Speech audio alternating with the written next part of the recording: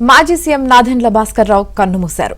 కొంతకాలంగా అనారోగ్యంతో బాధపడుతున్న నాదెండ్ల భాస్కర్రావు హైదరాబాద్ కాంటినెంటల్ ఆసుపత్రిలో ట్రీట్మెంట్ పొందుతూ మృతి చెందారు. రేపు పంజాగుట్టలోని శ్మశాన వాటికలో అంత్యక్రియలు నిర్వహించనున్నారు. నాదెండ్ల భాస్కర్రావు మరణం పట్ల రాజకీయ వర్గాలు సంతాపం వ్యక్తం చేస్తున్నాయి.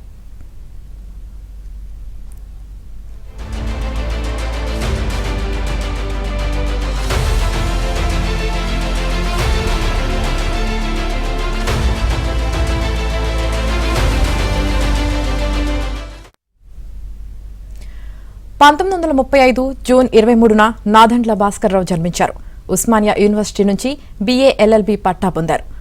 వృత్తిరీత్యా న్యాయవాది అయిన నాదెండ్ల భాస్కర్రావు 1978లో కాంగ్రెస్ ద్వారా రాజకీయ ప్రస్థానం మొదలుపెట్టారు.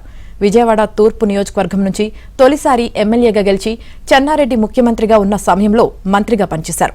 అనంతరం 1982లో ఎన్టీఆర్ స్థాపించిన తెలుగుదేశం పార్టీలో కీలక పాత్ర పోషించి 1983లో ఆర్థిక మంత్రి అయ్యారు.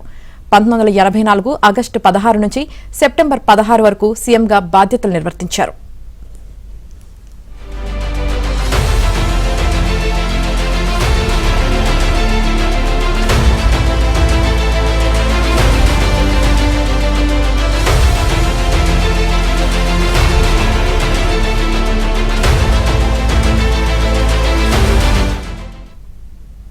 ఆ తర్వాత నాదెండ్ల భాస్కర్రావు కాంగ్రెస్ పార్టీలో చేరారు. నాదెండ్ల భాస్కర్రావు 1989 ఎన్నికల్లో తెనాలి నుంచి కాంగ్రెస్ పార్టీ తరపున పోటీ చేసి ఎమ్మెల్యేగా గెలిచారు.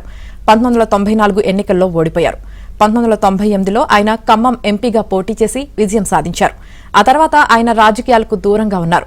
కుమారుడు నాదెండ్ల మనోహర్ రాజకీయాల్లోకి ఎంట్రీ ఇచ్చారు.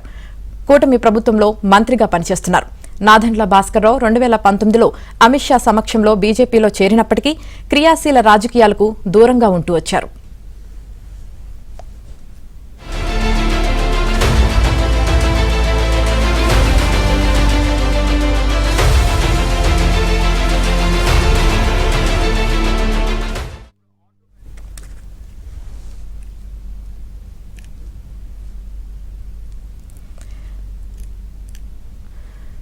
నాదెండ్ల భాస్కర్రావు కన్నుమూశారు. ఇక దీనికి సంబంధించి పూర్తి సమాచారం హాస్పిటల్ నుంచి మా ప్రతినిధి శశి అందిస్తారు. శశి,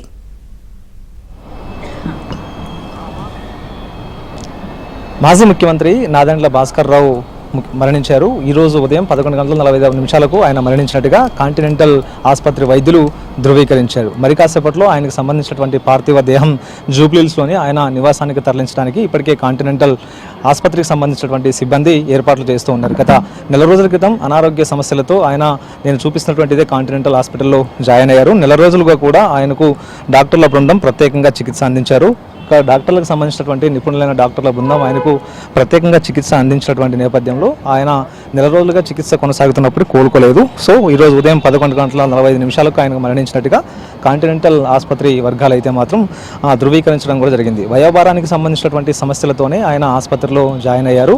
సో ఇదే నేపథ్యంలో ప్రత్యేక పర్యవేక్షణలో ఆయనకు ఎప్పటికప్పుడు చికిత్స అందించినప్పటికీ కూడా ఆయన కోలుకోలేక మరణించినట్టుగా కూడా తెలుస్తుంది. సో ఇదే నేపథ్యంలో కాసేపటి క్రితం ఇంకా మొత్తం ప్రొసీడింగ్స్ అంతా కూడా పూర్తి చేసిన తర్వాత ఆయన పార్థివ దేహాన్ని ఇటు కాంటినెంటల్ హాస్పిటల్ నుంచి మరోవైపు జూబ్లీహిల్స్లోనే ఆయన నివాసానికి తరలిస్తారు. సో అక్కడే సందర్శనాంతం ఉంచిన తర్వాత రేపు పంజగుట్ట శ్మశాన వాటికలో ఆయనకు సంబంధించినటువంటి అంత్యక్రియలు కూడా నిర్వహించేటటువంటి అవకాశం అయితే కనిపిస్తుంది. మరోవైపు చాలా కాలంగా సుదీర్ఘకాలం పాటు ఆయన రాజకీయాల్లో కొనసాగారు. ఎమ్మెల్యేగా మంత్రిగా కూడా పనిచేశారు. మరోవైపు స్వల్పకాలం ఆయన ముఖ్యమంత్రిగా కూడా పనిచేసినటువంటి సందర్భం కూడా కనిపిస్తుంది. గుంటూరు జిల్లాలో జన్మించినటువంటి ఆయన సుదీర్ఘకాలం పాటు కూడా ఈ రాజకీయాల్లో కొనసాగారంటూ చెప్పుకోవచ్చు. మరోవైపు ఎన్టీఆర్ స్థాపించినటువంటి తెలుగుదేశం పార్టీలో కూడా ఆయన సహ వ్యవస్థాపకుడిగా ఉన్నట్టుగా కూడా తెలుస్తూ ఉంది. సో ఇదే నేపథ్యంలో ఆయన నాదెండ్ల భాస్కర్రావు 1935 జూన్ 23 గుంటూరులో జన్మించిన తర్వాత 1977-78 విజయవాడ ఈస్ట్ నుంచి కాంగ్రెస్ ఎమ్మెల్యే గెలిచారు. ఆ తర్వాత 1982లో ఎన్టీఆర్తో కలిసి టీడీపీని స్థాపించారు. ఆ తర్వాత 1983లో వేమూరు నుంచి గెలిచిన తర్వాత అదే టీడీపీ గవర్నమెంట్ ఫామ్ అయిన తర్వాత ఎన్టీఆర్ ముఖ్యమంత్రిగా కొనసాగినటువంటి సందర్భంలో ఆయన ఆర్థిక మంత్రిగా కూడా కొనసాగినటువంటి సందర్భం కూడా ఉంది. ఇక ఇదే కాకుండా 1984 ఆగస్టు నుంచి సెప్టెంబర్ వరకు అంటే నెల రోజుల కాలం ఆయన స్వల్పకాలంగా సీఎంగా కొనసాగారు.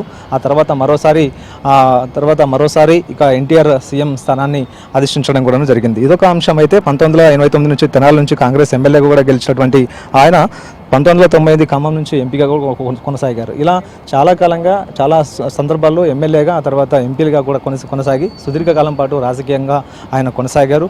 2020లో ఆయన బీజేపీలో జాయిన్ అయినప్పటికీ కూడాను ఎక్కడ కూడా రాజకీయాల్లో యాక్టివ్గా లేరు. తర్వాత ఆయన తన శ్రేష్ఠ జీవితాన్ని గడిపేటటువంటి ప్రయత్నం కూడా చేశారు. సో ఇదే నేపథ్యంలో కొద్ది రోజుల క్రితం ఆయనకు అనారోగ్య సమస్యలు తలెత్తడంతో పాటు వెంటనే కుటుంబ సభ్యులు ఆయన్ను కాంటినెంటల్ ఆసుపత్రికి తరలించారు. సో కాంటినెంటల్ హాస్పిటల్లోనే నెల రోజుల పాటు కూడా చికిత్స కొనసాగింది.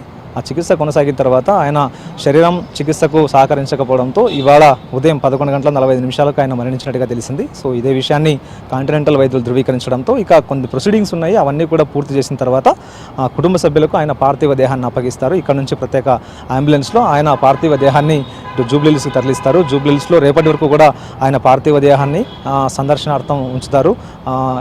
ఆ తర్వాత పంజగుట్ట శ్మశాన వాటికు పార్థివ దేహాన్ని తరలించి అక్కడే అంత్యక్రియలు కూడా పూర్తి చేసేటటువంటి అవకాశం కనిపిస్తుంది ఆమెని. Right, thank you Shashi.